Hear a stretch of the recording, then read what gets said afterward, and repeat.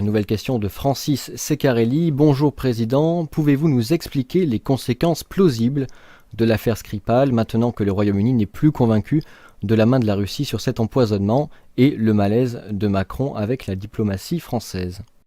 On a appris aujourd'hui même, en effet, la Russie. La Russie, on va encore dire que je suis pro-russe. Je ne suis pas pro-russe, je suis favorable au droit, à la justice et d'une façon générale à l'intelligence.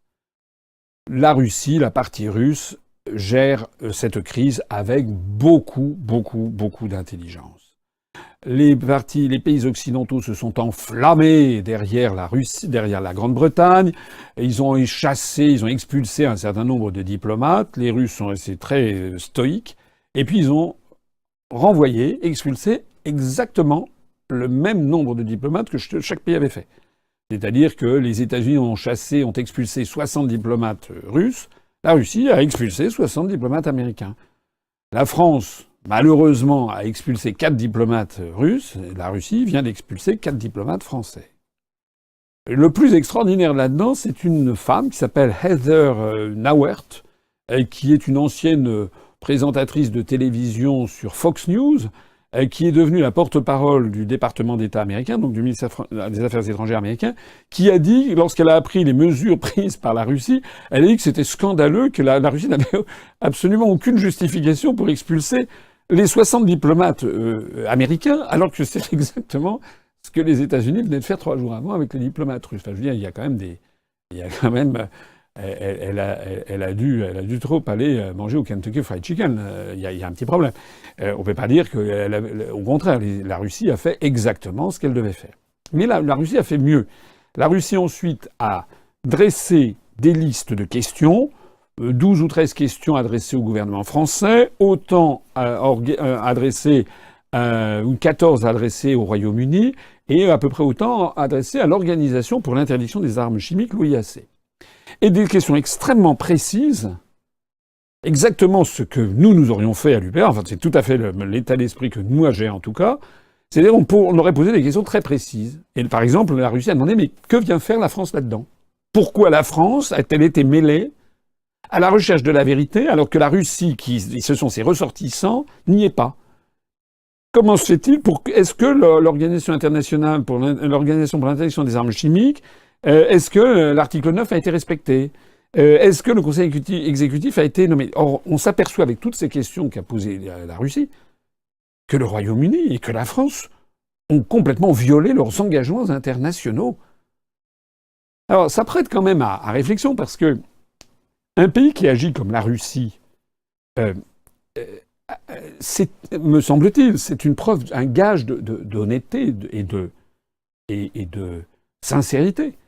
Quelqu'un qui n'a rien à cacher fait exactement ce que fait le gouvernement russe. C'est qu'il dit, appliquons les trucs, montrez-moi, je veux aller voir, et mettez sur la place publique.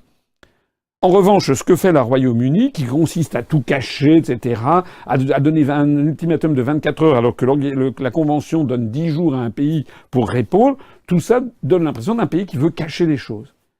Et alors, du coup, la Russie a demandé, elle a très bien joué, c'est un joueur d'échecs ou un joueur de judo qui est à la tête de la Russie, n'oubliez pas. Et donc, la Russie a demandé, depuis 2 jours, une réunion exceptionnelle de l'Organisation pour l'interdiction des armes chimiques, qui s'est tenue donc aujourd'hui, je crois que c'est à La Haye, aux Pays-Bas. Donc, il y a eu tous les pays, les États membres de cette organisation, dont la Russie, les États-Unis, le Royaume-Uni, la France, l'Allemagne, tout le monde était là autour de la table, comme ça doit être le cas. Et à ce moment-là, ils ont fait venir le grand expert britannique du centre de recherche justement consacré aux armes chimiques, d'ailleurs qui était mentionné dans l'article que nous avions traduit, que j'avais traduit et qu'on avait mis en ligne sur le site de l'UPR. Et ce monsieur, donc vous avez l'information ce soir, on l'a remise d'ailleurs en ligne sur nos pages Facebook, ce monsieur a dit qu'il n'avait aucune preuve de l'origine russe du produit utilisé, de ce gaz innervant utilisé. Voilà. Alors évidemment, ça fait quand même très mauvais genre dans une enceinte internationale où il y a la Chine, où il y a l'Inde, où il y a tous les pays du monde qui sont là et qui se rendent compte qu'en fait, tout est fondé sur rien. On ne sait pas D'abord, on ne sait pas quel est l'état exact. Je reviens à ce que j'ai dit l'autre jour sur Russia Today. Je persiste et signe. Moi, je n'ai pas vu l'agent russe, l'agent double russe. Je ne sais pas quel est son état de santé. Ça n'a pas été validé par une comité d'experts internationaux. Ce que l'on sait, c'est que d'un seul coup, sa fille, paraît-il, se porte comme un charme. Franchement, si les gaz toxiques de l'armée russe font en sorte que comment dirais-je, un policier qui se rapproche, il a des nausées pendant 48 heures, et que les deux principaux intéressés, il y a déjà la fille qui est sortie d'affaire, c'est que soit le poison était sacrément éventé, soit que c'est pas du tout un gaz militaire. Un gaz militaire, vraiment, c'est dans un rayon de 2 kilomètres, tout le monde serait mort. Bon. Donc tout ça, qu'est-ce que c'est que cette histoire que d'un seul coup la fille se porte comme un chat? On va peut-être nous sortir d'ailleurs de demain ou après-demain que finalement l'agent double en question finalement se porte très bien. Enfin, j'en sais rien. Tout est possible dans cette histoire. La seule chose qui est certaine en tout cas, c'est que la Russie a été attaquée sans aucune preuve. Voilà. Et ce qui est absolument inimaginable, c'est que le président de la République française, on n'ose même pas l'appeler comme ça, ait entraîné la France dans une nouvelle escalade de sanctions contre la Russie sur une absence totale de fondement de preuve.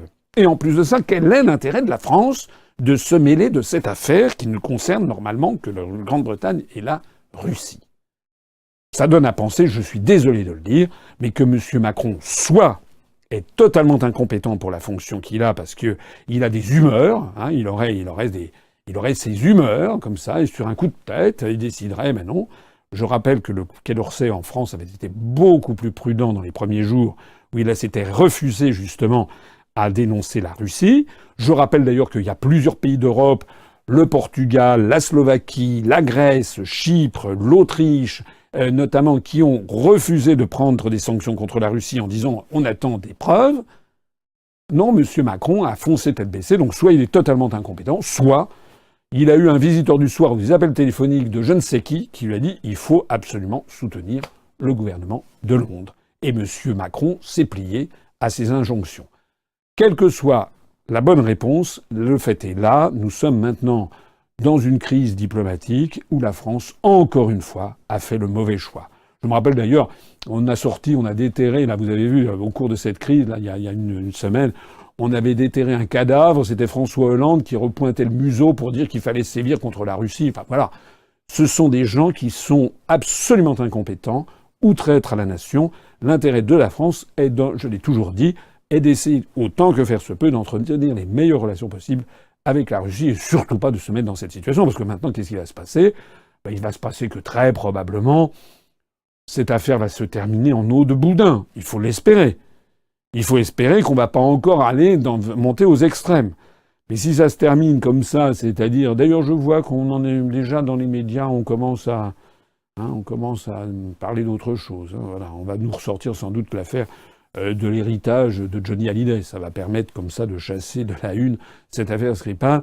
Ça serait peut-être la meilleure des choses qui pourrait arriver, mais enfin la diplomatie française en ressortira encore une fois éreintée.